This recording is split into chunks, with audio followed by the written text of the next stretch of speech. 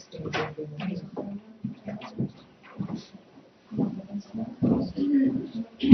gracias a todos por venir hoy al taller sobre generación de capacidades. Este taller hace parte de un ciclo que hemos hecho en 3 ciudades ya. Iniciamos en Barranquilla, seguimos en Medellín, Cali y luego terminamos en Bogotá. La idea surge del estudio que hizo la Fundación DIS y la Fundación PRONIAS sobre la caracterización de las fundaciones empresariales en Colombia. Y cuando se preguntaba a las fundaciones qué finalidad tenían, el 87.8% de las fundaciones respondieron que su finalidad era generar, construir capacidades. En la mente de una encuesta, nos quedó la duda, bueno, ¿qué entienden las fundaciones para generar capacidades? ¿Qué están haciendo para generar capacidades? Y nutrir este debate y la reflexión que consideramos primordial de las fundaciones. Ha sido una ronda muy satisfactoria, gracias a Bernardo Soro, que es nuestro conferencista el día de hoy, y a Pablo Espinosa de la Avenida, que me está acompañando con todo el tema del proceso, de facilitación. Y la idea es que hoy pueda ser un abrebocas para reflexionar. Bernardo nos va a dar una charla en la cual también tendremos que hacer un par de minutos para recoger ideas. Ideas que van a quedar plasmadas en un documento que la Avenida está elaborando con la dirección de Pablo y que posteriormente cada uno pueda consultar. El taller de hoy está siendo transmitido por streaming y va a quedar en nuestra página web, porque muchas personas, digamos, se quedaron con ganas de asistir, pero por problemas de agenda no pueden acompañarnos en un evento en la ciudad. Entonces, nuevamente, gracias. La metodología va a ser dividida como en 3 capítulos. Una primera, que va a ser la presentación.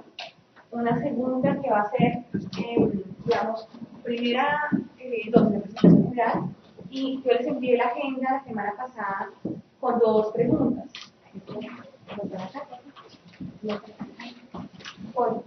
Con 2 preguntas como previas, que era cómo ustedes en organizaciones tienen concepto de generación, construcción, desarrollo de capacidades, y cómo pueden vencer las dificultades en cada una de sus unidades para definir capacidades.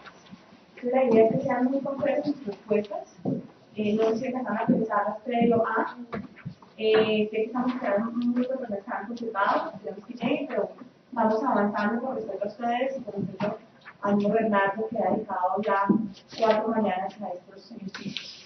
Entonces, si quieren, la idea es presentarnos con su nombre, entidad a la cual pertenecen y una breve respuesta a esas 2 preguntas.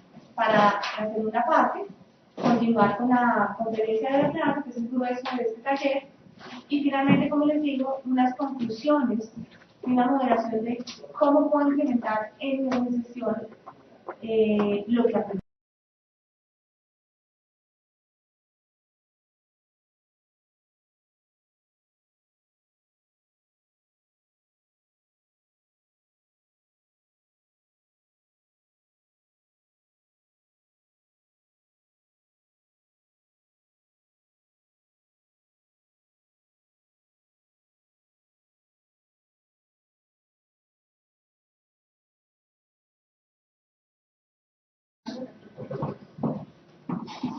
¿Está bien? ¿Hay una pregunta o alguna cosa? Creo que damos la palabra a Martina Bernardo y al final sí le damos toda la actuación a Pablo para que nos ayude con Yo creo que lo vamos a poner por un rato. Fuera de poco. Sí. Bien, buenos días. Vamos a ver cómo conversamos. Ustedes saben mucho. ¿Sí? De lo que he oído, mira, para que algunos saben, yo trabajo en la Fundación Avina. Soy el director de Colombia. Digo para Colombia porque pues, estamos en varios países de América Latina.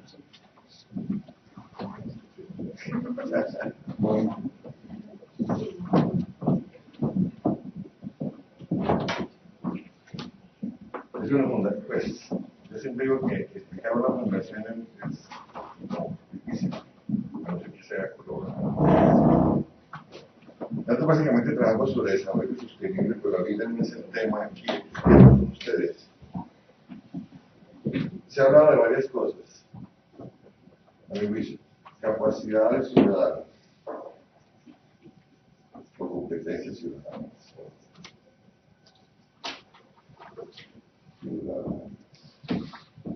Hay un sector que está preocupado por esto.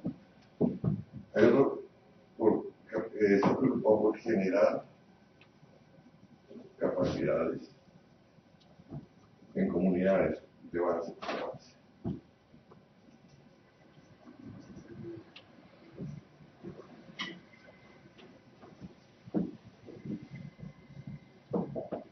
Hay otros que están, digamos, por generar capacidades,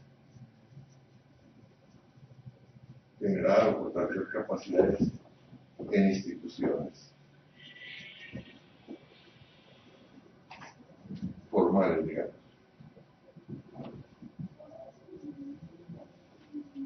Básicamente, quienes quieren dar financiación, quieren que se explique esa entidad. ¿Cómo se llama su entidad? Génesis. Gracias. Que puedan manejar bien los recursos y hacer lo que prometieron, ese tipo de cosas. Vamos a arrancar empezando con estas tres comparaciones. Va a ser una definición esta es la primera reunión donde voy a hacer esta definición de capacidad. Estoy con colorcitos y todo está bien. Tienen muchos colores. Como usted aquí cerquita, no, esos colores no pueden usar en una sala grande. ¿Qué es? Capacidad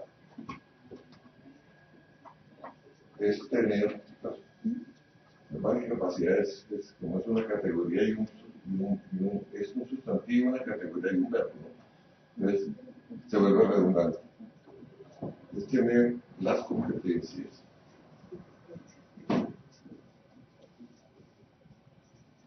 para resolver problemas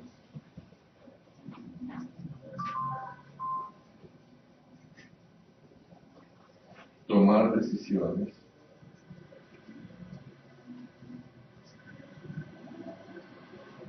identificar oportunidades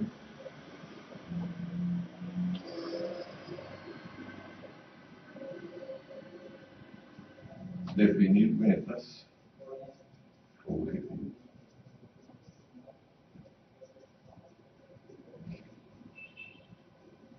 y crear condiciones en ambientes de incertidumbre.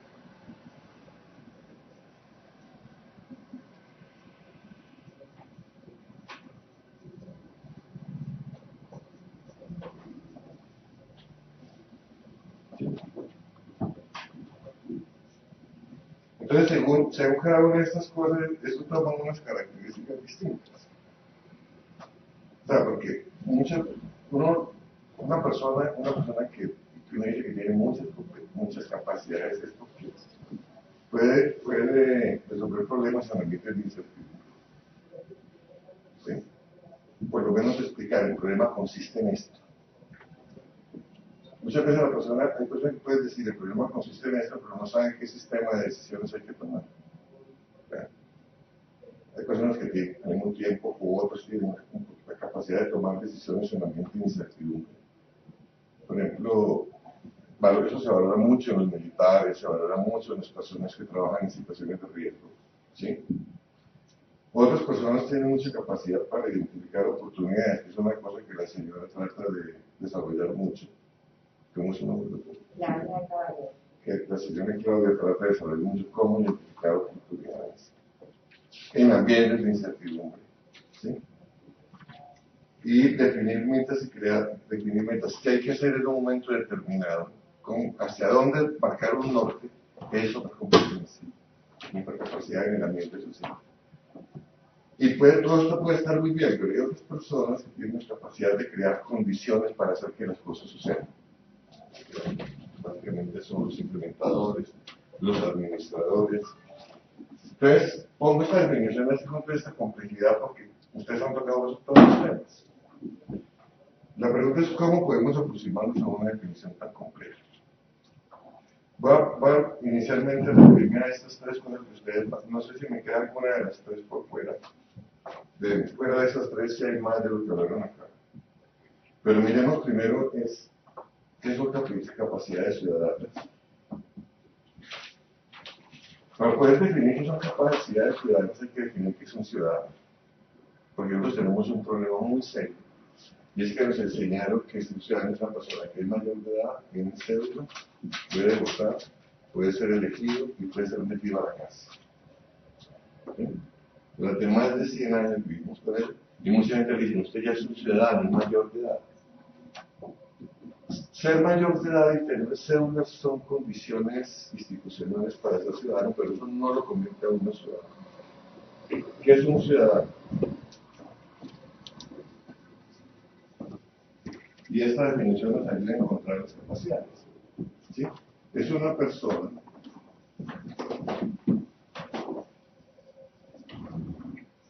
que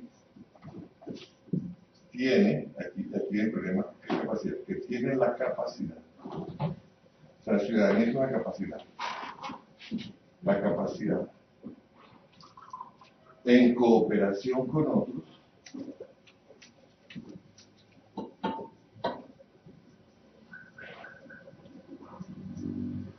o de conservar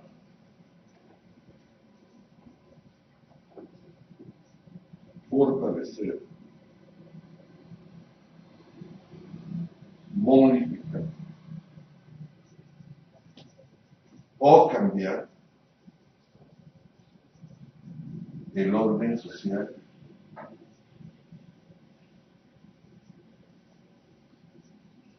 que ella misma, o sea, que la persona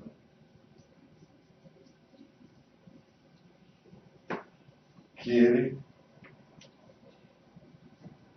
vivir y proteger para la vida digna.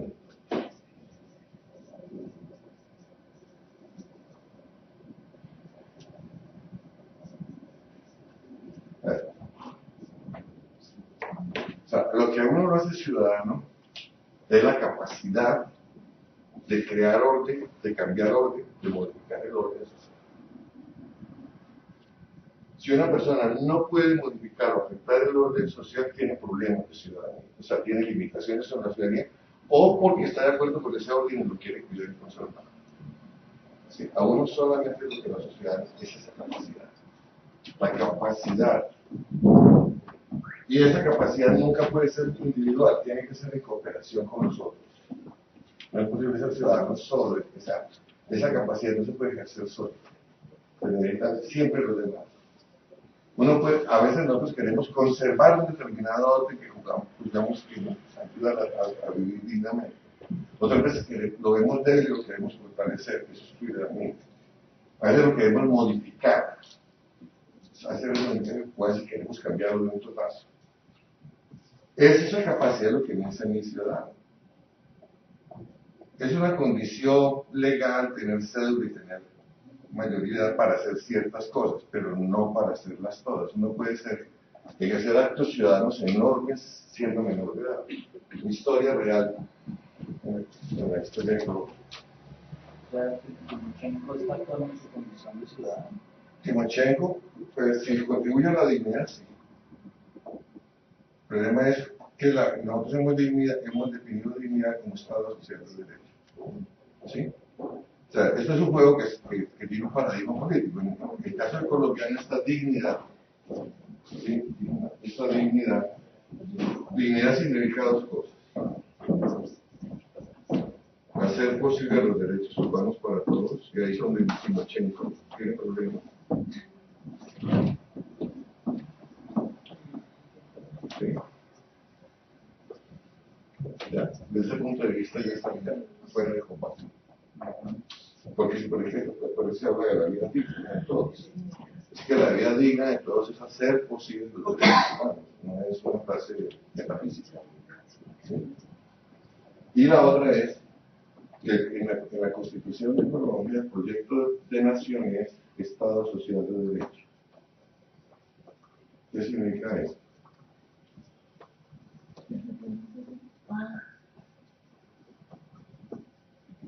social de derecho significa en la Constitución es que, a ver, para no hacer un discurso, solo poner una frase. Nosotros durante 100 años tuvimos una Constitución napoleónica. Una Constitución napoleónica, ¿qué significa? Que el Estado es más importante que el ciudadano. ¿Sí? O sea, usted define el Estado y en el Estado el ciudadano encuentra cuál es su papel. Entonces, en nombre del Estado, yo lo puedo desaparecer, lo puedo fusilar, le puedo quitar los hijos. Eso yo voy a hacer a la seguridad nacional, que fue muy apreciado por estos lares.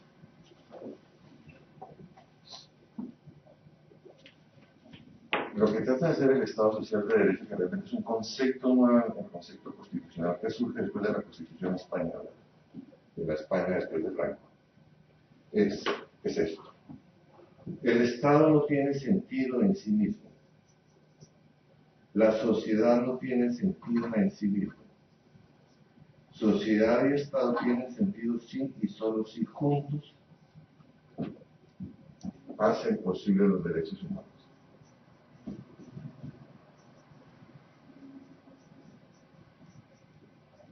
Eso es lo que significa Estado Social de Derecho. O sea, puesto en términos más coloquiales. ¿Para qué Corona? ¿Para qué Carvajal? ¿Para qué Acesco? ¿Para qué Avina? ¿Para qué Iglesia? ¿Para qué partidos? ¿Para qué Arenera? ¿Para qué EFA? ¿Para qué nada? Si todo eso no vuelve posible el único proyecto importante, y es cómo nos podemos construir una vida digna para todos. Eso es lo que quiere decir Estado Social de Derecho. Y es dentro de ese concepto de Estado Social de Derecho donde está la definición de ese sentido. Por eso termina con eso, vida digna para todos. Y esa es la diferencia con Timoteo. Estaba pensando que los derechos humanos son dignidad, libertad e igualdad. Y dignidad es lo que lo hace posible. ¿Sí? Pero en el modelo liberal, el modelo liberal sí. Porque uno de los problemas que nosotros tenemos que entender como democracia el liberalismo económico. Laissez-faire. Aún más, y eso lleva a la idea que la gente todavía cree que la democracia es cada cual haga lo que le dé la gana. Les podría mostrar, que el ser humano ha inventado un sistema más riguroso que la democracia. No hay un sistema más riguroso sobre la tierra que la democracia. ¿Sí? Por esto es difícil. La democracia es un sistema que tiene una regla fundamental y es la autorregulación. ¿Sí? O sea, la característica de la democracia es que es un sistema donde hagamos con un muñequito y esto es para los derechos humanos. La monarquía es un orden. ¿Sí? La dictadura es un orden. El comunismo es un orden. Hay muchos órdenes creados. Digamos, el modelo musulmán es un orden, el cristianismo. Hay muchos órdenes, pero hablemos un poquito. Algunos, lo más evidente. La democracia es un orden. La pregunta es, ¿cuál es la diferencia entre estos órdenes? ¿Sí? Porque son órdenes. Son ordenamientos. O sea, son sistemas de ordenar intereses, medios, organizaciones, instituciones. Porque esa definición de ciudadanía efectivamente no se encaja en el orden de la democracia. Sí, eso no es posible. Porque es que fuera de la democracia no hay ciudadanía. ¿Verdad? Exacto. Entonces, ¿cuál es la característica de vamos a decir, el concepto fue fundado en la democracia? Además, la democracia es un invento muy antiguo. Realmente la democracia tiene 2500 años de fundada. ¿Qué es otra cosa? La verdadera democracia Sí, pero las leyes fundamentales de la democracia existen, y es bien importante. Aquí rapidito y verán. Sobre eso podría hacer un curso, pero aquí está la gente, digamos, está la sociedad y la gente, en los tres casos. ¿Sí? Entonces la democracia, la gente común y corriente. ¿Cuál es la diferencia de la monarquía? Que supone que el orden, un señor o una señora, ¿sí? Por razones divinas, o por razones de sangre, él es la fuente del orden. Sí, el rey, el rey, la fuente del orden. Él decide qué es lo bueno, qué es lo malo, cuáles son los fiestas, cuáles son los ritos. O sea, la fuente del orden está por fuera de la gente, ¿sí? De los habitantes de esta cosa. Por eso los que están aquí se llaman súbditos. No son ciudadanos, son súbditos.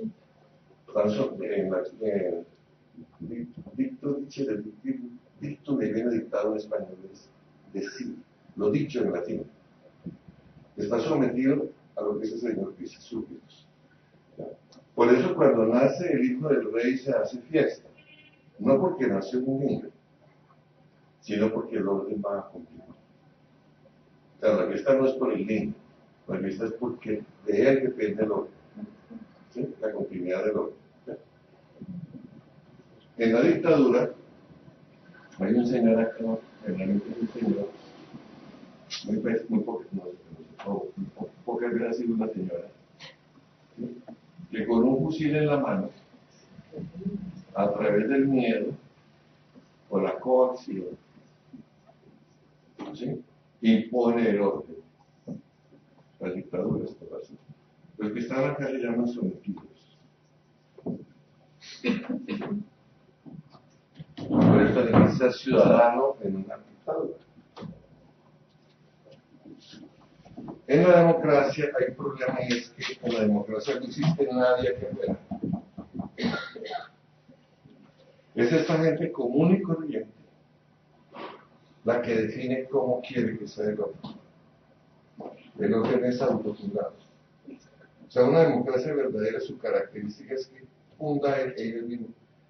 O sea, si fuéramos a descubrir la característica de una democracia son dos, quizás tres cosas fundamentales. Una, y es muy importante porque a nosotros nos cuesta mucho entender esto porque no nos da formación política. Recordemos del año 74 acabó la formación política. Entonces, y por no tener formación política, cometemos muchos errores y nos meten los dedos en la boca. La primera característica de la mentalidad de la formación democrática es entender que el orden de las cosas no es natural. O sea, que la violencia que tenemos, la pobreza que tenemos, bueno, las cosas buenas que tenemos, no es destino. No es destino, ¿sí? La democracia realmente nació con un grafiti hace 2500 años, puesto un grafiti en griego por los sofistas, ¿sí? El orden de los hombres no depende de los dioses, depende de los hombres. Esa frase dio el origen a la democracia, ¿sí? Porque los griegos creían en la otra vida. Los griegos creían que en la otra vida, con un problema, que creían que la otra vida era más mala que esta, ¿sí? Y entonces, en el mundo de los dioses, o sea, en el Olimpo, el placer de los dioses, que no tenían nada que hacer, era ordenar la vida de los humanos, del cosmos, ¿sí? ¿Cómo es su nombre? Carmen. Carmen, entonces Carmen, yo estoy en el Olimpo, usted está en el cosmos, entonces, como no tengo nada que hacer, voy a divertirme o a tomar una preocupación, y es que yo quiero que usted sea bailarina. Entonces usted se entra a estudiar economía y termina bailando. Dice, no sé que estoy muy distraída, me voy para Harvard, termina bailando. Eso es destino. ¿Sí? Entonces, y muchos creemos, una de las diferencias que nosotros tenemos en Colombia es que la gente cree en el destino. Entonces, la primera cosa para poder fundamentar, inclusive la capacidad, es entender que el orden social no es natural, que todo orden social es inventado, es creado. Y que la violencia que tenemos en Colombia, la corrupción que tenemos en Colombia, el abuso de los paramilitares o de los gobernantes, no es mala suerte. No es que Dios nos olvidó, ¿sí? No es que estamos destinados a eso, no. Fue que nuestros tatarabuelos, nuestros bisabuelos, nuestros abuelos, nuestros padres y nosotros estamos tomando un montón de decisiones que conducen a eso. Como también conducen a otras cosas buenas. La primera condición de la democracia. Entender que el orden de las cosas sociales es creado por nosotros mismos. Por eso es posible cambiar las cosas, porque nosotros mismos las creamos, ¿sí? Lo segundo es entender que es un orden autofundado. La democracia se define como el orden donde las personas, ¿sí? Es un orden donde las leyes y las normas son construidas por las personas que les van a vivir y proteger. Si hacemos malas leyes es un problema de nosotros, pero esas son las leyes que nosotros hacemos. ¿Sí? Usted lo está viendo ahora, todo lo que está cambiando, a través de cómo lo hacemos, en este caso a través de personas que nos representan, ¿sí? O como ustedes quieran, a veces a través de organizaciones que. Y la tercera es el proyecto ético de la democracia. O sea, que solamente en términos modernos es democracia, eso no lo vieron los griegos. Es democracia, lo que acabamos de decir, los ordenamientos se construyen a hacer ordenamientos que contribuyen a hacer posible la vida digna para todos. ¿Sí? Digamos que esos tres elementos son fundamentales de una democracia moderna, que es distinto del concepto de hacer lo que yo quiero. Estaba pensando si dices que eso de la dignidad es un concepto moderno, es que hay un concepto relativamente nuevo que descubrió hace unos años, que no lo conozco a profundidad, pero que veo que por fin el ministro de Trabajo actual lo está usando, y es el concepto de empleo digno, que yo creo que tiene relación con lo que tú dices. No, pero vamos aquí porque, digamos, todo está fundamentando las capacidades ciudadanas, ¿cómo se llama? Creación de capacidad. Porque el concepto sería el concepto político, como el concepto de súbditos. Entonces, la cuestión es esta. Cuando dentro de unos 20 o 30 años se evalúe cuál fue el gran aporte del siglo XX al siglo XXI, no será ni el satélite, ni el chip, nada de eso, ni el computador, ni la nanotecnología. El mayor aporte del siglo XX al futuro es la definición de dignidad humana. ¿Sí? Bueno.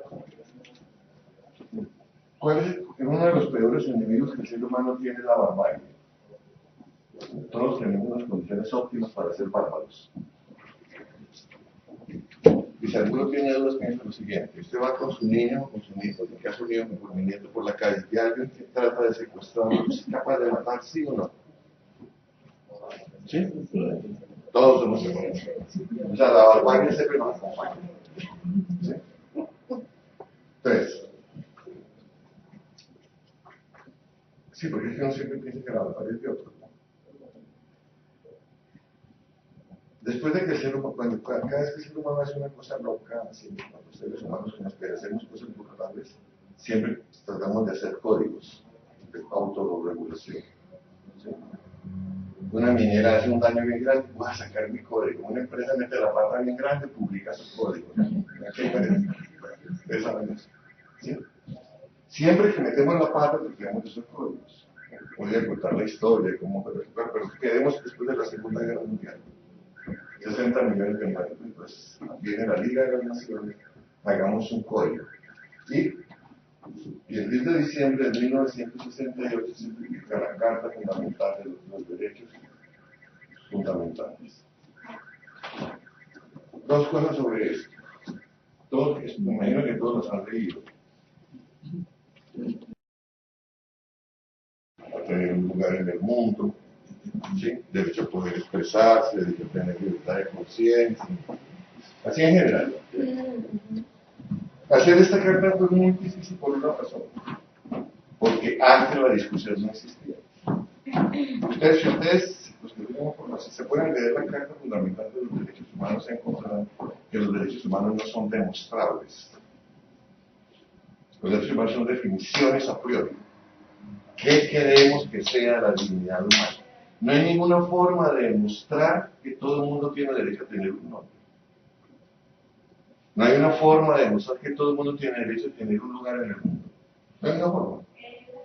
Simplemente son afirmaciones a priori de la dignidad humana. O sea, en esa reunión se tomó la decisión de cómo vamos a definir la dignidad humana de una forma empírica. ¿Sí? Piénsense, todo es definición a priori. Entonces se publica esto el 10 de diciembre de 1988. Rápidamente, la Declaración de los Derechos Fundamentales. Después nos damos cuenta de que eso no es suficiente, se publican los derechos políticos.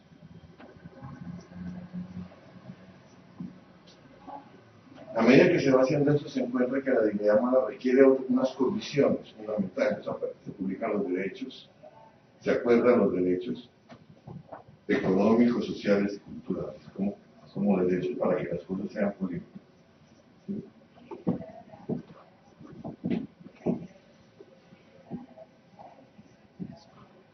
Después se encuentra que no es suficiente para el cuento de dignidad, entonces se publican los derechos ambientales.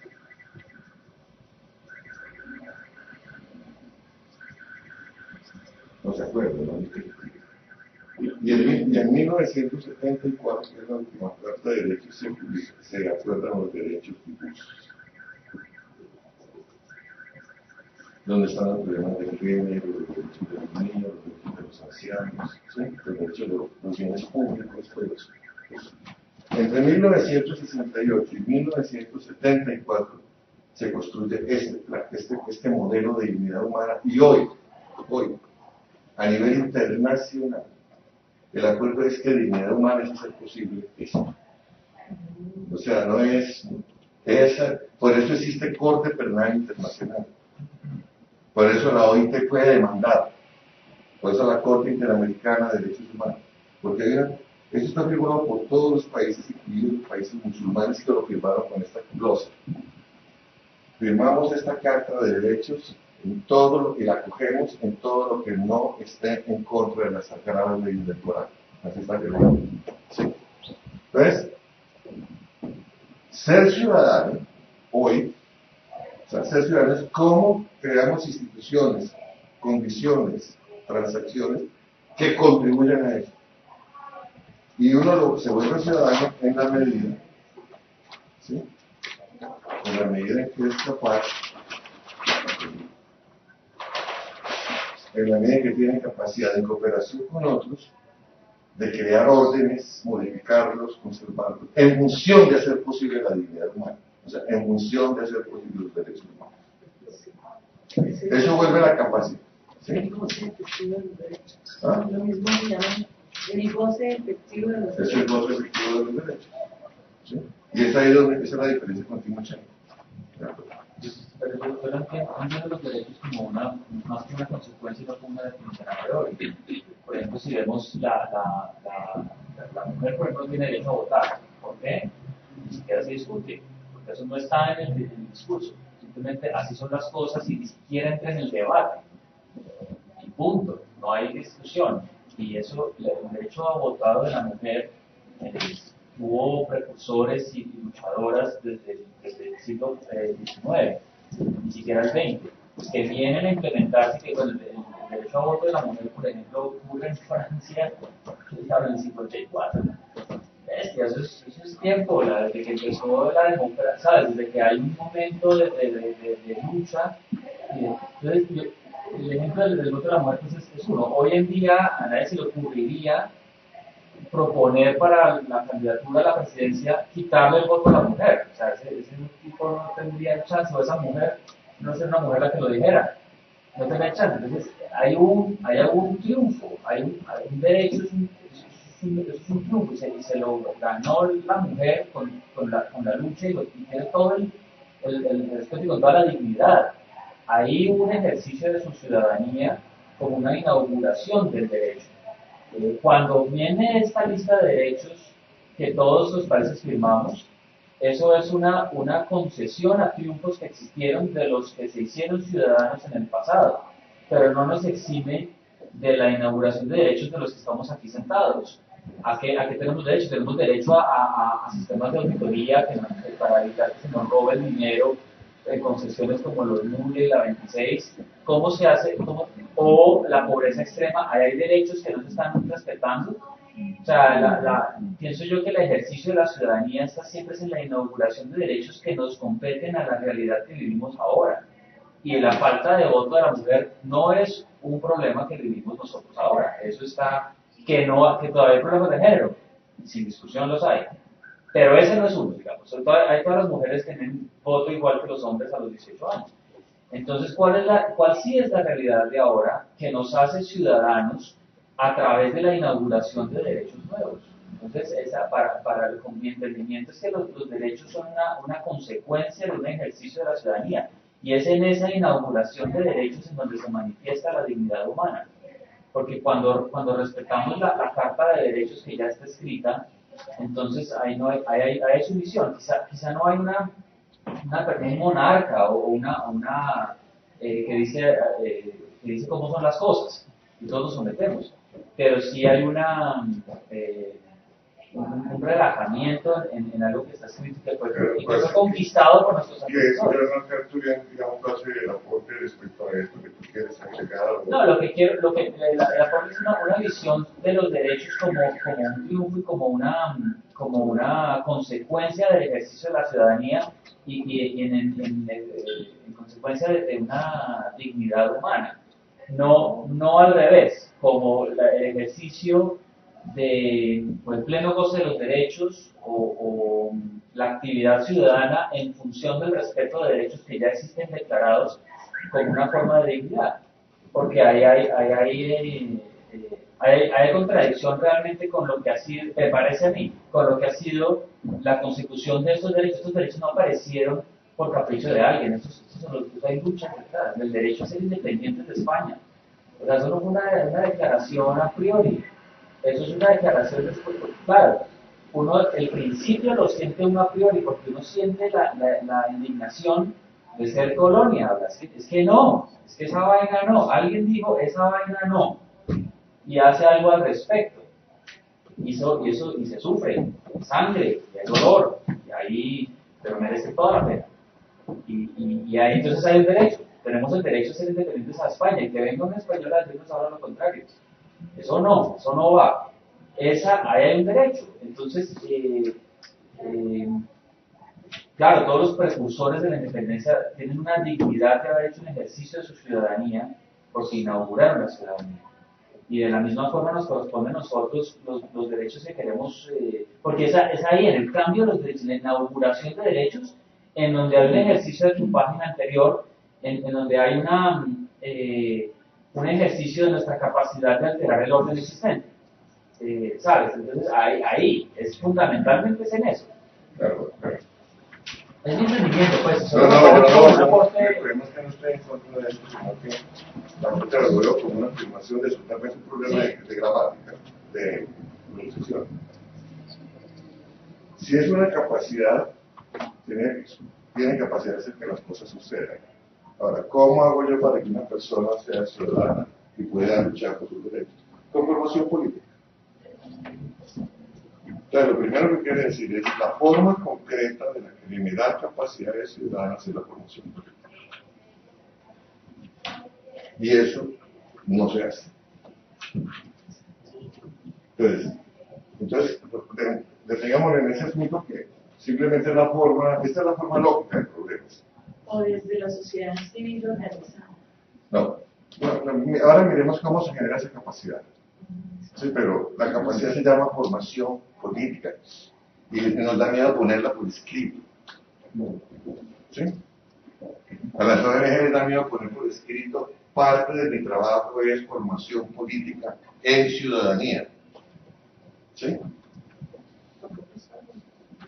¿Por qué? Porque nosotros leímos en formación política y se llama partido. ¿Qué es formación política? Un poco lo que ya estaba diciendo Pablo. Formación política para algo, formación política para que esto sea posible. Básicamente, o sea, no es una formación política al azar, es formación política para ver cómo hacemos una sociedad dicta.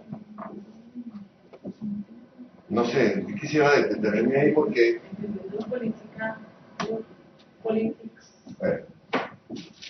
Y ahora presentamos un retrato.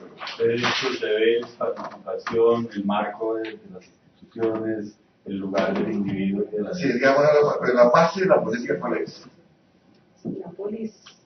Los intereses. De los ciudadanos. ¿Sí? Los intereses. La política es, ¿qué es ser político?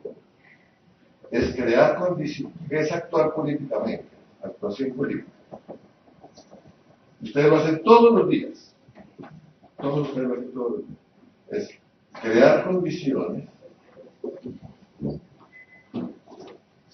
en la medida de lo posible estables para hacer posible la convergencia de intereses.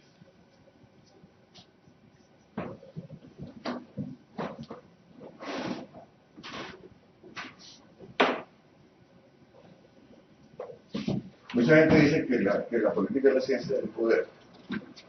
Yo creo que el poder es una consecuencia de la persona que es capaz de crear convergencia de intereses. ¿Sí? Todos ustedes que si dirigen cosas que vienen haciendo todo el día, creando convergencia de intereses. Porque si no hay convergencia de intereses, no hay transformaciones, buenas o malas. ¿Sí? Porque solo la convergencia de intereses permite transformar las cosas. La otra forma es la oposición a la convergencia de intereses. Pero para usted ponerse a unos intereses, tienen que ser converger a otros acá. ¿Sí? Entonces, un buen político, la característica de un buen político, para bien o para mal, es crear convergencia de intereses. Entonces, la política, a mi juicio, es la capacidad, un político puede hacer esto, pero sin ella tiene claro los intereses de la gente. La primera formación política para mí es cómo crear capacidad en competencias para crear convergencia de intereses. De una forma pública, además. Porque forma de crear convergencia de intereses, digamos, la mafia está generando convergencia de intereses. Se puede crear convergencia de intereses por debate público,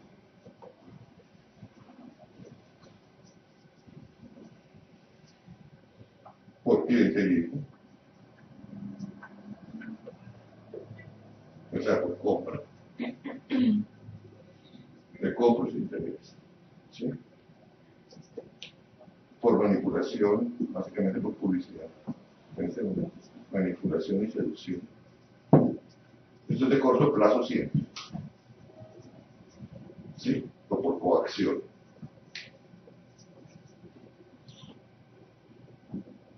Todos vengan al tiempo porque si no venden los mato. ¿Sí? Entonces, esto se supone que es la democracia. Es cuando los intereses están sobre la mesa y comienza la lucha por que mi interés prevalezca.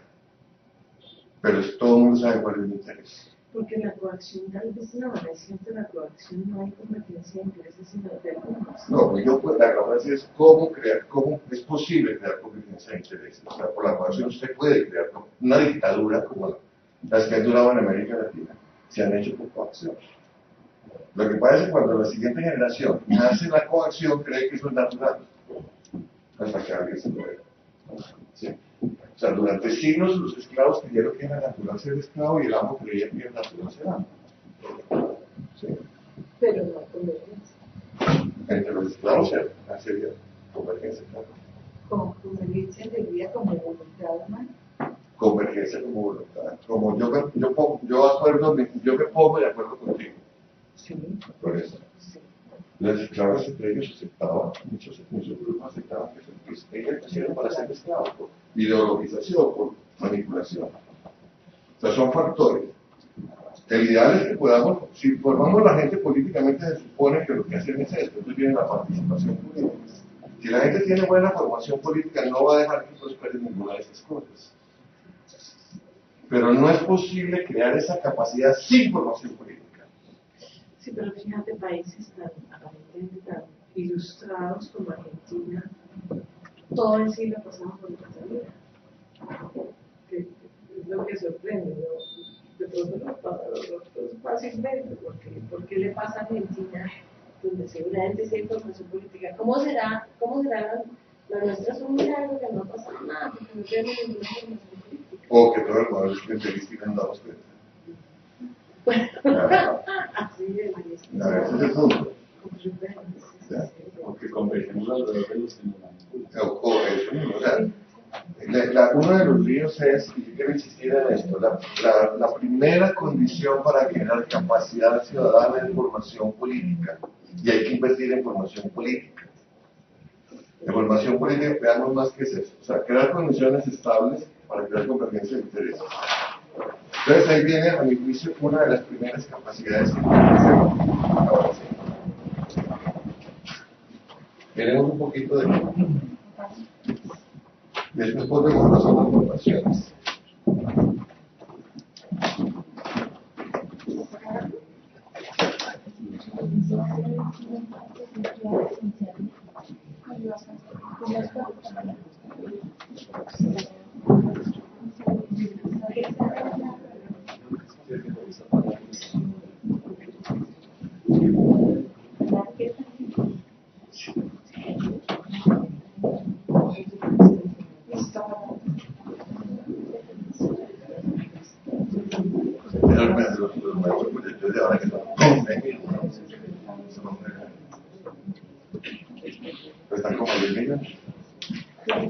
Ya puedes tener en la USB y ya te proyectas en el computador. Sí, pero hay que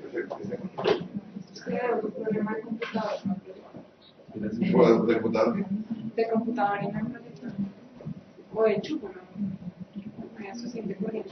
No está bien de sección. No sabe nada. ¿Sí? ¿No toma el proyector?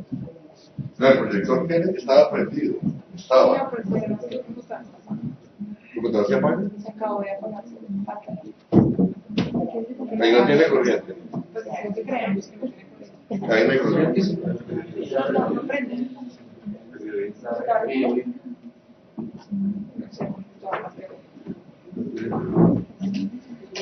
Bien, mientras tanto, preguntas. ¿Les da miedo la formación política? No. Se apagó, porque no tiene corriente. Pero mientras- Hagámonos la pregunta. ¿Por qué nuestras organizaciones no hacen formación política? por desconocimiento, por ignorancia, ¿Ah? obviamente. Miedo. ¿Miedo a qué? A que se las guardartice. A resultados, a reacciones de personas que están manejando el poder. ¿Y por qué las personas tienen miedo a que haya formación política? Yo comprendo lo que sucede. Ahí ya apareció. Bueno, entonces entendamos que hay un problema de miedo. Y también de desconocimiento. Y otro problema de no entender la importancia de la formación política. Sí, pero que no. Está aprendido. Ya. Pero la pregunta sería ¿qué nos formó en ese miedo? ¿Cómo convertimos ese miedo? ¿Quiere que les cuente historias? ¿Ah? No, pero tampoco tenemos. ¿Tú crees que tenemos?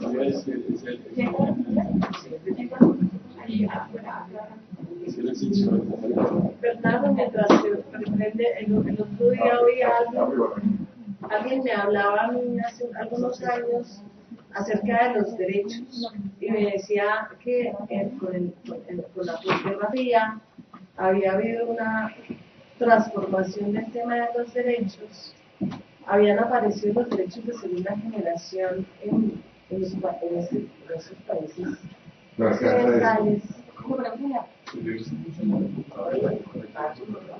Este sí.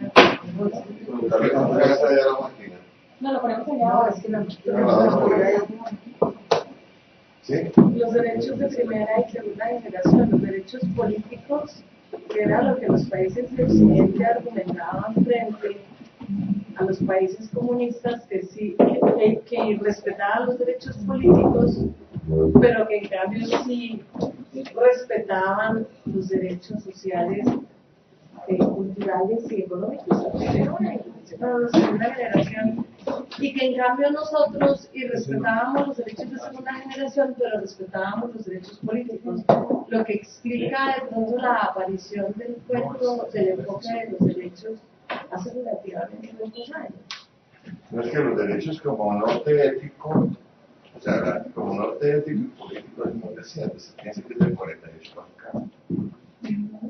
O sea, antes de esa época, aunque parezca raro, no había un acuerdo entre nosotros como nación de qué era la dignidad humana. ¿Sí? Y eso es un camino muy largo recorrido. Por ejemplo, decir que es dignidad humana, usted coge el Deuteronomio de Moisés, ahí se define eso. Entonces define cosas como ese el Deuteronomio. Si alguien llega a ti de noche perseguido, escóndelo, dale de comer y no lo delates, y procura que salga temprano al amanecer para que no sea atrapado, porque tú también fuiste perseguido. ¿Sí? Entonces, eso lo podríamos llamar asilo político. Pero más abajito dice, si tu mujer te hace infiel a la pareja. ¿Sí? Porque los derechos es una comprensión. Y llega un momento en que hay que hacer, por eso llama declaración. Declaración quiere decir, así entendemos esto. No son principios, no son criterios, son declaraciones. Una declaración es que usted dice en el momento cómo entiende las cosas. Bueno, los derechos son declaraciones. Como declaraciones, así lo entendemos, los desarrollos, las implicaciones, eso es parte de la historia del desarrollo. ¿Sí?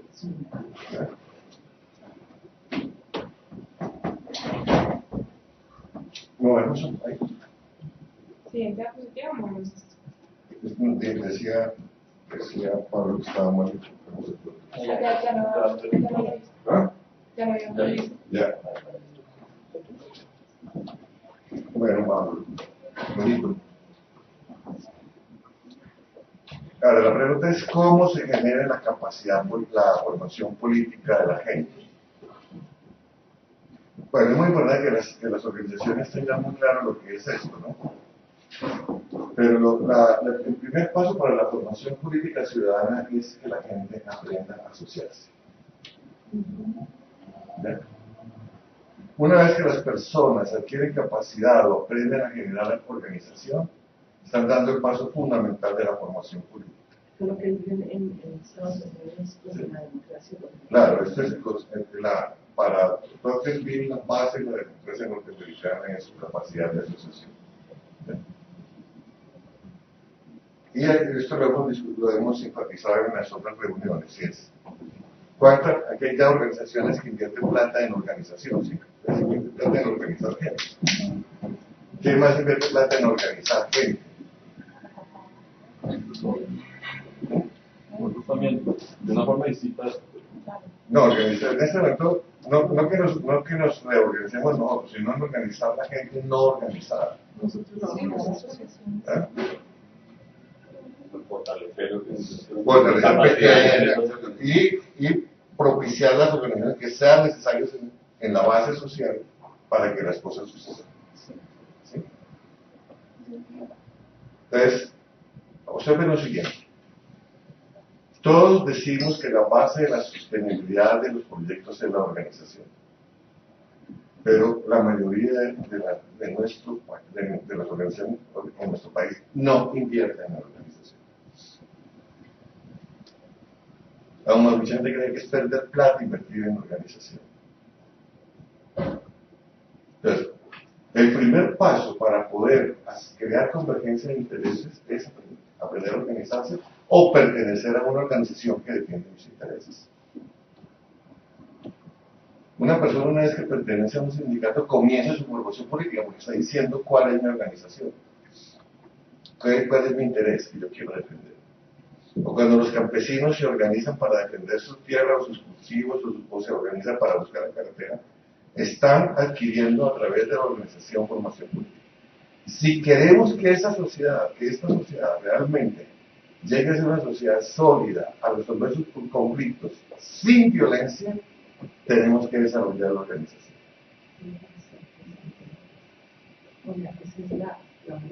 Esa es la manera. El mío es que históricamente nosotros vemos la organización con sospecha. Sospechamos de la organización. Pero de hecho las juntas de acción comunal, que es la más grande, es la más numerosa de todas el grupo de organizaciones de la sociedad civil implementada por el Estado. No, eso no importa, el poder de la organización. O sea, hay un principio que dice que la génesis de un problema no explica la naturaleza del problema. ¿Sí? Piensen lo siguiente, voy a poner una cosa bien casera. Imagínense, dos personas están divorciando. La génesis del problema no explica la naturaleza del problema. Estuvieron enamorados en sí. O sea, la génesis fue romántica, o puede suceder algo contrario. Dos personas en altísimo conflicto pueden llegar a ser una relación fantástica. O sea, la génesis de cómo surge un problema no explica la naturaleza del problema. El problema es el problema como está ahí. ¿Ya?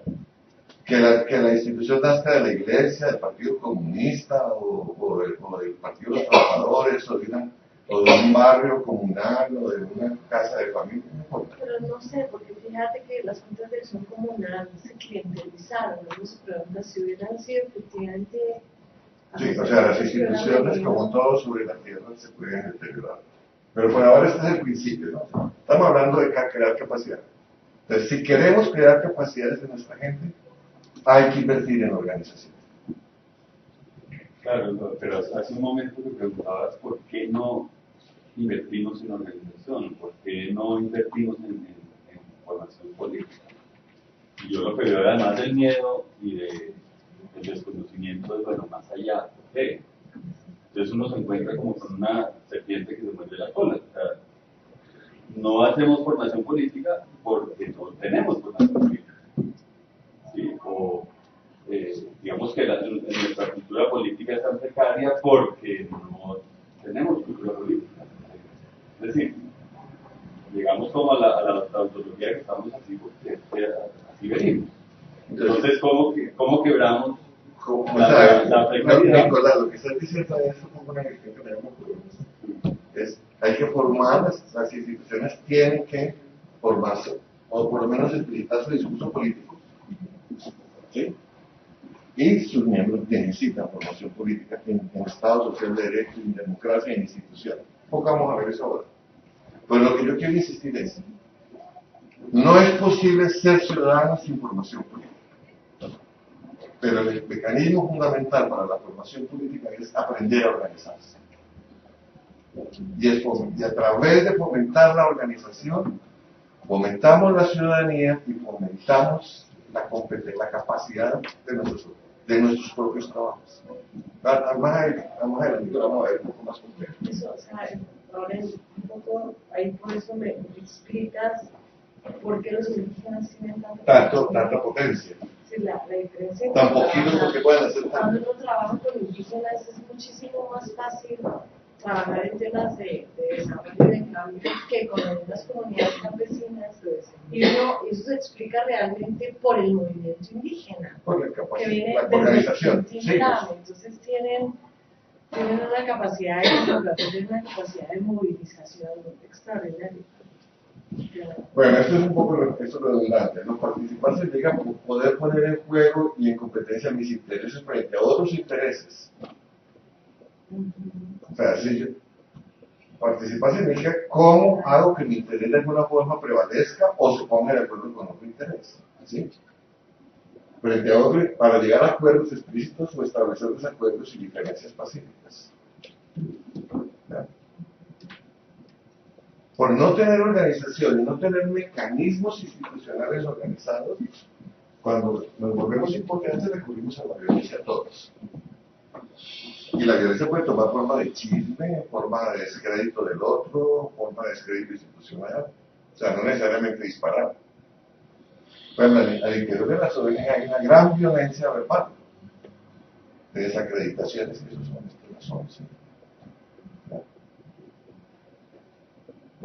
Ahora, yo siempre, como yo trabajé 18 años en la Fundación Social, fui vicepresidente de la Fundación Social. ¿Qué pasa? Yo siempre me pregunté durante el año, ¿por qué? Esto lo decíamos a Valeria Cari. Piensen todo el dinero que hay aquí junto en esta sala, todo el conocimiento que hay, toda la competencia que hay. Júntele Cali, Medellín, Barranquilla. ¿Sí? ¿Qué es lo que nos impide ponernos de acuerdo? No tener mecanismos, ¿será? Que queremos resolver los problemas socialmente y no políticamente. ¿Sí? No quiero, si no somos capaces de decir, mire, yo, esta organización, nosotros queremos estos intereses, y el otro dice que queremos estos intereses, solamente poniendo los intereses sobre la mesa y entrando al debate de cómo con esa multiplicidad de intereses podemos crear algún interés colectivo, podemos cambiar. Pero mientras sigamos protegiendo nuestros intereses y tratar de ponernos de acuerdo por cortesía, no, mira, es que yo tengo las inversiones, es que no, vamos a seguir siendo débiles.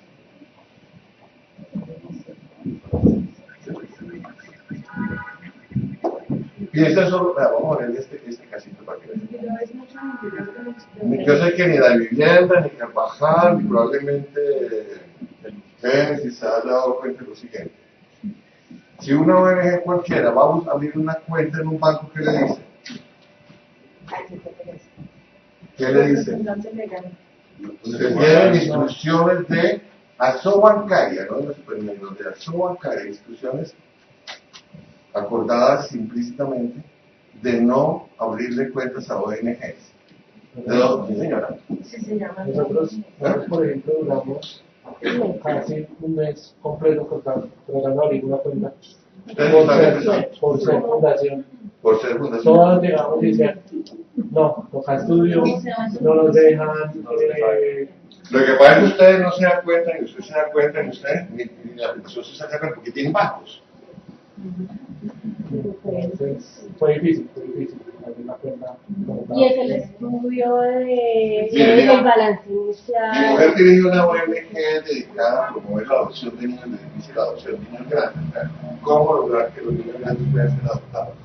Es el problema más grande de este país.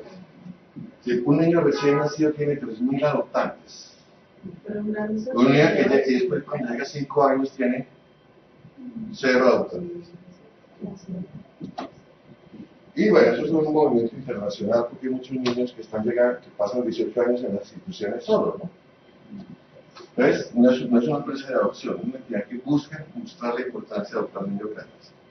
Pero es de origen norteamericano, cuando el estatuto colombiano abrir la cuenta aquí, imposible.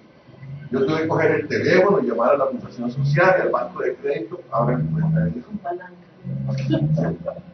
Entonces ya me puse a averiguar a fondo y es una circular interna de asobancaria, no de la superintendencia porque no la podría sacar, sino acuerdo entre los bancos. ¿Por qué razón? No, eso ya tiene varios años. Uno para que, por el temor de cuentas de narcotráfico, por cuentas de guerrilla, por cuentas de paramilitares, etcétera, ¿ya?